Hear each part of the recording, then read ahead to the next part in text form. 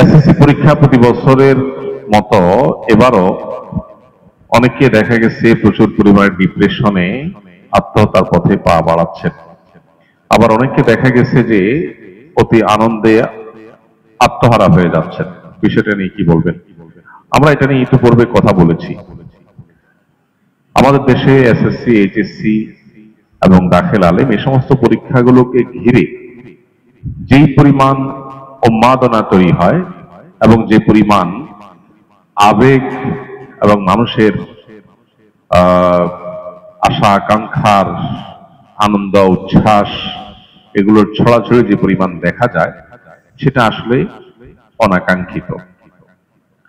একটা মানুষের জীবনে একটা পরীক্ষা এত গুরুত্বপূর্ণ নয় যত গুরুত্বপূর্ণ এটাকে আমরা করে ফেলেছি। আমরা এটাকে যত বড় করে ফেলেছি বিষয়টা আসলে এত বড় নয়। যে কোনো অর্জন মানুষের আনন্দের কারণ হয়, কিন্তু আনন্দের আতিশয্য এটা যদি সকল সীমা ছাড়িয়ে চলে যায় বা এটা যদি অনেক বেশি হয়ে যায় তাহলে সেটা আমাদেরকে আমাদের ভেতরকার বস্তুবাদের প্রতি আমাদের যে আসক্তি আছে সেটাকে খুব বড় করে দেখায় এবং ইঙ্গিত করে। একজন মুসলমানের কাছে দুনিয়ার কোনো অর্জন এটা অনেক অনেক বড় অর্জন হতে পারে, তাই বলে সেটার কারণে সে একেবারে আনন্দে জান্নাত পেয়ে গেছি ভাবে সে আত্মহারা হয়ে যাবে, এটা হতে পারে না। এখন দেখা যায় যে অনেক মা বাপ, অনেক ছেলে মেয়েরা ভালো কিছু করতে পারলে খুশির চোটে তারা এমন ভাব প্রকাশ করে যেন তারা জান্নাত পেয়ে গেছে। ইমানদারের চূড়ান্ত সুখ বা খুশি হবে জান্নাতে যাওয়ার পর। আল্লাহ তাআলা বলেছেন, ফামান যুহজিহা আনিন নারি ওয়া উদখিলাল জান্নাতা ফাকাদ ফাজ। যে ব্যক্তিকে জাহান্নাম থেকে মুক্ত করে দেওয়া হবে এবং জান্নাতে প্রবেশ করায় দেওয়া হবে সে চূড়ান্ত সফল হয়ে গেল। এই লোকটার হাসি হবে নির্মল এবং সবচেয়ে বড় হাসি। এর বাইরে পৃথিবীতে যে কোনো অর্জনের পরে হাসি থাকবে, কিন্তু হাসি পাশাপাশি টেনশনও থাকবে। এসএসসি তে ভালো করেছি দেখে এইচএসসি তে ভালো হবে এমন কোনো কথা নেই। খুশি হয়েছে ঠিক আছে, কিন্তু আত্মহারা হওয়ার কিছু নেই। আবার আরেকজন খারাপ করেছে তাই বলে তার সব শেষ হয়ে গেছে এমনও নয়। সে এখানে খারাপ করেছে, আর জায়গায় হয়তো ভালো করবে। কত এসএসসি তে খারাপ করা মানুষ জীবনে কত বড় কিছু করেছে। আবার অনেক এসএসসি তে ভালো করা মানুষ রাস্তা রাস্তা ঘুরেছে। সো এত আনন্দে আত্মহারা হওয়ার কিছু নাই, আবার এত বেদনায় ভেঙে পড়ারও কিছু নাই। এটার সাথে ইমানের সম্পর্ক সুগভীর। আল্লাহর প্রতি যদি কারোর বিশ্বাস থাকে, আস্থা থাকে, ভরসা থাকে, তাহলে সেক্ষেত্রে সে এই ব্যালেন্সের নীতিটাকে অনুসরণ করে চলতে বাধ্য। কারণ আল্লাহ কোরআনে বলেছেন, ওয়াসা আন তাকরাহু শাইআন ওয়া খায়রুল লাকুম। আমাদের কাছে মনে হচ্ছে খারাপ, কিন্তু সেখানে হয়তো কোনো ভালো লুকায়িত আছে। আবার হতে পারে কোনো কিছু আমার কাছে ভালো মনে হচ্ছে, হতে পারে সেখানে কি আছে, খারাপ লুকায়িত আছে। এই জন্য কোনো পাবলিক পরীক্ষা হোক বা অন্য কোনো পরীক্ষা হোক, এই সমস্ত পরীক্ষা বা যে কোনো অর্জনে আমরা খুশি হব, শুকরিয়া আদায় করব, আল্লাহর আনন্দ প্রকাশ করব, সন্দেহ নাই, কিন্তু সেটা মাত্রাতিরিক্ত যেন না হয়।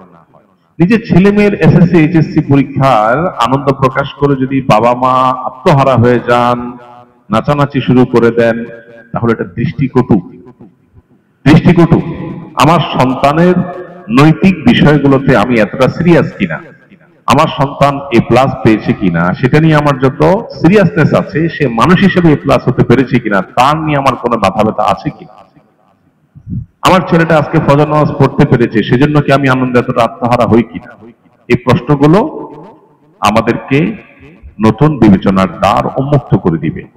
এই প্রশ্নগুলো যদি আমরা ভালো করে নিজের কাছে নিজে করতে পারি, তাহলে আমাদের পথ চলাটা জান্নাতের পথে পথ চলা হবে ইনশাআল্লাহ, এবং আমাদের ভুল জায়গা থেকে আমরা সরে আসতে পারবো। তো এই জায়গাটাতে আমার মনে হয় যে আমাদের বড় ধরনের কারেকশনের জায়গা আছে। কোন পৃথিবীর অন্য কোনো দেশে আমাদের দেশের মতো এরকম এসএসসি এইচএসসি এই সমস্ত যে কোনো পাবলিক পরীক্ষায় ছেলে মেয়েদের উত্তীর্ণ হলে সেটা নিয়ে এত উন্মাদনা, এত উল্লাস, এত ফুর্তি, এইভাবে যেভাবে পত্রপত্রিকা মিডিয়া গুলোতে ফলাও করে প্রকাশ হয়, পৃথিবীর কোনো দেশে এভাবে ফলাও করে প্রকাশ হয় না।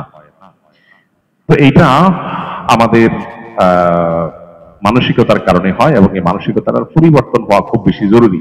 আমি এর আগেও বারবার করে বলেছি, আমার ছেলে মেয়েদেরকে পরিষ্কার করে বলা আছে, পরীক্ষা ভালো ফলাফল করবা তোমরা, অভিভাবকের আমরা অবশ্যই আশা করি। যদি কোনো কারণে তোমার চেষ্টার পর ফলাফল খারাপ হয়, তাতে কোনো টেনশনের কোনো কারণ নাই, আমরা কেউ বিচলিত হব না, ব্যথিত হব না। যে রেজাল্টই হবে আমরা আলহামদুলিল্লাহ বলবো। এই রেজাল্ট আমাকে খাওয়াবে না, এই রেজাল্ট আমাকে পড়াবে না, এই বিশ্বাস আমার আছে, এই ঈমান আমার আছে। বিধায় এটার জন্য আমার এত পাগল হওয়ারও কিছু নাই, আর এটার জন্য আমার তো মন খারাপ হওয়ারও কিছু নাই। দেখার বিষয় হলো আমার ছেলে মেয়ে সঠিক পথে আছে কিনা, পড়ালেখা ঠিক মতো করছে কিনা, সময় নষ্ট করছে কিনা, এগুলো হলো দেখার বিষয়। পরীক্ষার ভালো কি হলো না সেটা আমার অবশ্যই গুরুত্বপূর্ণ বিষয়, কিন্তু এত গুরুত্বপূর্ণ না যে এটার জন্য আমি আমার ছেলে মেয়েকে টেনশনে ফেলে দিয়ে আত্মহত্যার মুখে যেতে তাদেরকে বাধ্য করব, তাদেরকে অন্য ছেলে মেয়েদের সাথে কম্পেয়ার করে লজ্জার মধ্যে ফেলে দিব, তাদেরকে আমি চাপের মধ্যে ফেলে দিব। এটা মোটেও কাঙ্ক্ষিত কোনো বিষয় হতে পারে না।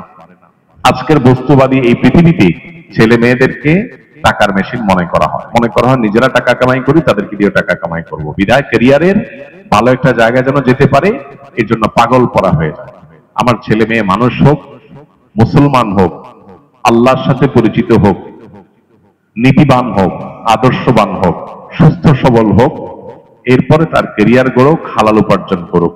সমাজে খুব আহামরি কিছু করতে না পারলেও অন্তত সে যাতে সমাজের মানুষের জন্য ভালো কিছু অবদান রাখতে পারে সেরকম ক্যাপাবল মানুষ হোক, এটা হবে আমাদের স্বপ্নের জায়গা। এখন আমাদের স্বপ্নের জায়গা হলো ছেলে মেয়েকে ডাক্তার ইঞ্জিনিয়ার হইতে হবে, বড় অফিসার হইতে হবে, টাকা পয়সা কামাই করতে হবে, ভালো মানুষ, নেককার, মুত্তাকি, পরহেজগার, ইমানদার, নিষ্ঠাবান, এগুলো হলো কি হলো না ডাজ নট ম্যাটার। এই জন্য সমাজের দুরবস্থা, উচ্ছন্ন গেছে কি এমনি এমনি। নীতিবান মানুষের সংখ্যা কেন কমে যাচ্ছে, কেন স্বার্থপর শিক্ষিতের সংখ্যা বাড়ছে? কারণ আমাদের নিজেদের মধ্যে পরিবারগুলোতে এগুলোর চর্চা নাই। এজন্য এই এসএসসি, এইচএসসি কিংবা দাখিল আলিম পরীক্ষার ফলাফল প্রকাশ হওয়ার পর আমাদের পরীক্ষার ফলাফল তো প্রকাশ হয় না, আমাদের মানসিকতার প্রকাশ ঘটে। আমাদের মানসিকতার প্রকাশ ঘটে যায় যে আমরা আসলে কোন মানসিকতা লালন করি। আল্লাহ আমাদেরকে সংশোধন হওয়ার তৌফিক দান করুন।